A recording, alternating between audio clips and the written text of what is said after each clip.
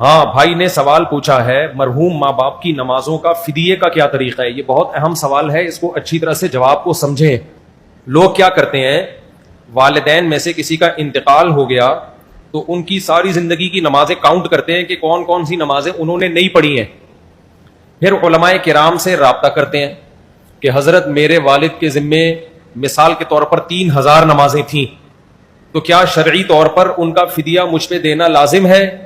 مفتی صاحب جواب میں کہتے ہیں کہ اگر انہوں نے وصیت نہیں کی اور وراثت نہیں چھوڑی تو پھر آپ پر شرعاً لازم نہیں ہے. پھر بندہ یہ پوچھتا ہے مفتی صاحب سے, اگر میں خوشی خوشی یہ دینا چاہوں تو کیا میرے والدین کو فائدہ ہوگا؟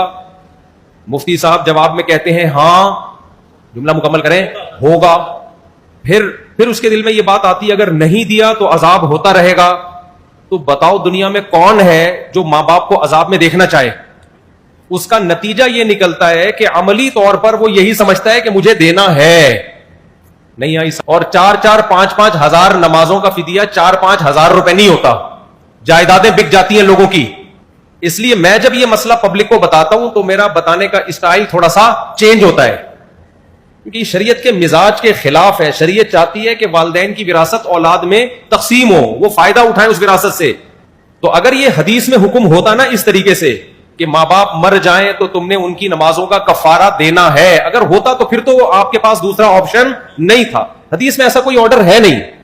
تو اس لیے مسئلہ یہ ہے کہ اگر ماں باپ نے اپنی نمازوں کی وصیت کی ہے تو پھر جتنی جائیداد چھوڑی ہے اس میں 1/3 میں وہ وصیت پوری کی جائے گی, 1/3 میں, کیونکہ ان کو یہ رائٹ تھا کہ زندگی میں 1/3 یعنی 33.3% کی وہ وصیت کر سکتے تھے. وہ تو پھر آپ نے ویسے ہی کرنی ہے.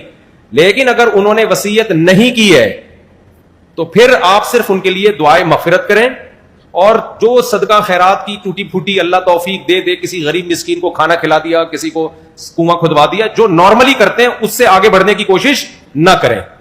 اور اپنے اوپر ایک چیز مسلط نہ کریں کہ پتہ نہیں میرے ماں باپ نے نمازیں چھوڑی ہیں تو عذاب میں نہ ہو, بس دعائے مغفرت کریں, اس سے زیادہ نہیں, کیونکہ شریعت ہمیں تنگی میں نہیں ڈالنا چاہتی. تو اب وہ چونکہ ان کی نمازیں گئیں, وہ اب جو ہے نا وہ سزا تو متعین ہے, اب دعائے مغفرت کے علاوہ آپ کے پاس کوئی آپشن نہیں ہے.